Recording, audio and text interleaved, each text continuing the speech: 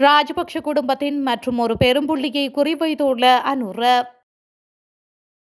கடையடைப்பு திகதியில் மாற்றம், சுமந்திரன் வெளியிட்ட தகவல். மஹிந்தவிற்கு சிலை வைக்க வேண்டும், தெலுது ஜெயவீர வலியுறுத்தல். நாமல் ராஜபக்ஷவுக்கு எதிராக விசாரணைகள் ஆரம்பம். சஜித் பாணியில் அடிமைத்தன அரசியல் செயற்பாட்டில் நாமல், அனுர அரசின் அதிரடி நடவடிக்கை.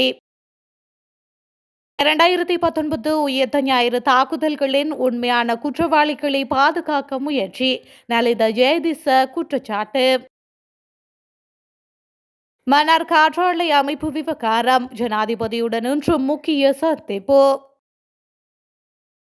வீடற்றவர்களுக்கு அனுர அரசின் மகிழ்ச்சி தகவல்.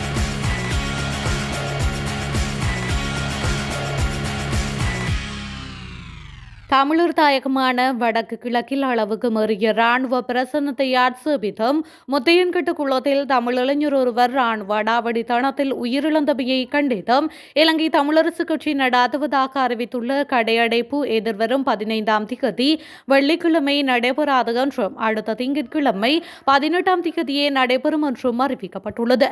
மடுதுவாலய உற்சவம் மற்றும் நல்லூர் உற்சவ விசேட தினங்களை கருத்தில் எடுத்து இந்த முடிவு மேற்கொள்ளப்பட்டிருப்பதாக தமிழர் அரசு கட்சியின் பொதுச் செயலாளர் எம். ஏ. சுமந்திரன் தெரிவித்துள்ளார். மடதுவாலை உற்சவத்தையொட்டி மன்னார் குரு முதல்வருடனும் ஏனைய குருமாருடனும் சுமந்திரன் நேற்று பிற்பகல் மன்னாரில் கலந்துரையாடினர். அதனையடுத்து தமிழரசு கட்சியின் தலைவர் CVK சிவஞானத்துடனும் நல்லூர் உற்சவ தினங்கள் குறித்தும் கலந்துரையாடிய பின்னர் முன்னர் அறிவித்தபடி எதிர்வரும் வெள்ளிக்கிழமை 15ஆம் திகதி கடையடைப்பை வடக்கு கிழக்கில் முன்னெடுப்பதில்லை. எதிர்வரும் 18ஆம் திகதி திங்கட்கிழமை அதை மேற்கொள்ள முடிவு செய்யப்பட்டுள்ளது என்றும் சுமந்திரன் மேலும் குறிப்பிட்டுள்ளார். ரஷ்யாவுக்கான முன்னாள் இலங்கை தூதுவர் உதயங்க வீரதுங்க மற்றும் அவரது மனைவியிடம் குற்றப்புலனாய்வு திணைக்களம் நேற்று வாக்குமூலங்களை பதிவு செய்துள்ளது. சர்ச்சைக்குரிய மேக்ரக விமான கொடுக்கல் வாங்கல் தொடர்பிலான விசாரணைகளுக்காக வாக்குமூலம் பெறப்பட்டுள்ளது. இது தொடர்பான விசாரணைகளை மஹிந்த அரசாங்கத்தின் போது நிறுத்தப்பட்ட நிலையில் சமகால அரசாங்கத்தின் கீழ் விசாரணைகள் மீண்டும் ஆரம்பிக்கப்பட்டுள்ளது. 2007ஆம் ஆண்டு இலங்கை விமானப்படைக்காக உக்ரைனிலிருந்து MiG-27 ரக போர் விமானங்களை கொள்வனவு செய்ததில் சுமார் 7.833 மில்லியன் அமெரிக்க டாலர் அரசு நிதி தவறாக பயன்படுத்தப்பட்டுள்ளதாக கண்டறியப்பட்டுள்ளது. இது தொடர்பில் எழுந்த குற்றச்சாட்டு தொடர்பாக இந்த விசாரணை நடாத்தப்பட்டு வருகின்றமையும் குறிப்பிடத்தக்கது. ரக்பி விளம்பரத்திற்காக இந்திய கிரிஷ் நிறுவனத்திடமிருந்து நிதியை பெற்று தவறாக பயன்படுத்தியதாக நாடாளுமன்ற உறுப்பினர் நாமல் ராஜபக்ஷவுக்கு எதிரான வழக்குடன் தொடர்புடைய வங்கிக் கணக்குகள் குறித்து விசாரணைகள் முன்னெடுக்கப்பட்டுள்ளன. அதன்படி வழக்குடன் தொடர்புடையவர் என கூறப்படும் 70 மில்லியன் ரூபாவை பெற்ற WD நிமலேஜ் பெரேராவின் 2 வங்கிக் கணக்குகள் குறித்து விசாரித்து வருவதாக நீதி குற்ற விசாரணை பிரிவு கொழும்பு பிரதான நீதவானிடம் தெரிவித்துள்ளது. அத்துடன் வெளிநாட்டு மேலும் பல மில்லியன் கணக்கான தொகை அவற்றில் வைப்பு செய்யப்பட்டதாகவும் கூறப்படுகின்றது. வைப்பு தொகைக்கான தெளிவான விளக்கத்தை நிமல் பெரேரா வழங்கவில்லை. இந்த நிலையில் விசாரணை கோப்பை திறந்து வைத்து சந்தேக நபர்களை அடையாளம் கண்டு நீதிமன்றத்தில் முன்னிலைப்படுத்துமாறு கொழும்பு பிரதான நீதவான் உத்தரவிட்டுள்ளார். 2019 உயிர்த்த ஞாயிறு தாக்குதல்களின் உண்மையான குற்றவாளிகளை பாதுகாக்க எதிர்க்கட்சி முயற்சிப்பதாக அமைச்சரவை பேச்சாளர் அமைச்சர் நலிந்து ஜெயதிச குற்றம் சாட்டியுள்ளார். அத்துடன் அவர்களின் செயல்களை முன்னாள் ராஜபக்ஷ நிர்வாகத்தின் செயல்களுடன் ஒப்பிட்டுள்ளார். பாதுகாப்பு பிரதி அமைச்சர் மேஜர் ஜெனரல் அருண் ஜெயசேகர மீதான நம்பிக்கையில்லா தீர்மானம் குறித்து செய்தியாளர்களிடம் பேசிய அமைச்சர் நலிந்து ஜெயதிச தாக்குதல்களுக்கு முன்னர் கிழக்கு மாகாண பாதுகாப்பு படைகளின் தளபதியாக அவர் பதவி வகித்த காலப்பகுதி தொடர்பில் இன்னும் விசாரணையில் உள்ளது என குறிப்பிட்டுள்ளார். இத்துடன் அவரை பதவி நீக்க வேண்டும் என்ற கோரிக்கைகளையும் அவர் நிராகரித்தார்.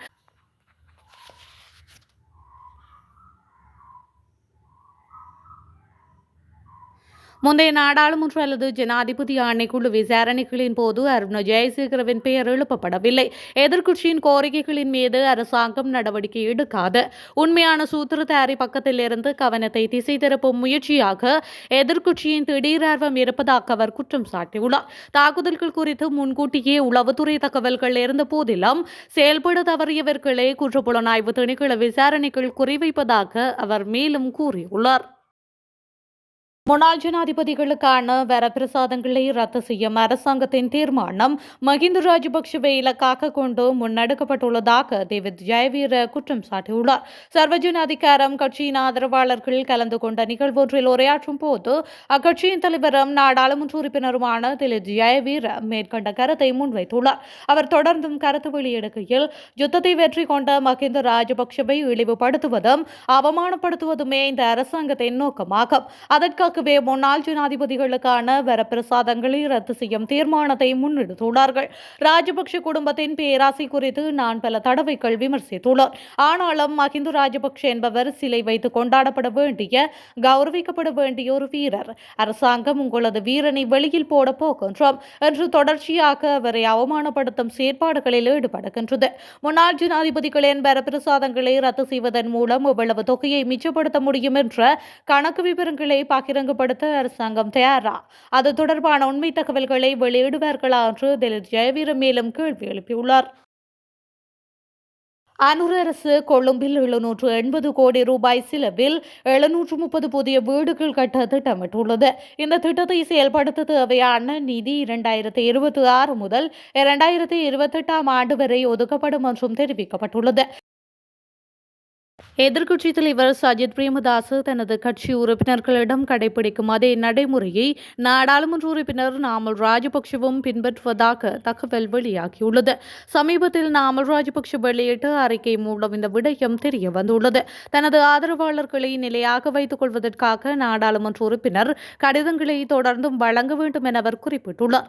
நாமல் ராஜபக்ஷவுக்கு முன்பு 2016 முதல் 2019 ஆண்டு வரை வீட்டு வசதி மற்றும் நகர்ப்புற மேம்பாட்டு அமைச்சராக இருந்த காலத்தில் சஜித் பிரேமதாஸ் இதனை பகிரங்கமாக கூறியுள்ளார். உயரமானவர்களுக்கு பாதுகாப்பு அளவுகோல்களுக்கும் குட்டையானவர்களுக்கு தொழிலாளர் அளவுகோல்களுக்கும் உட்பட்டு வேலைவாய்ப்பு கடிதங்கள் வழங்கப்படும் என்றும் சஜித் கூறியிருந்தார்.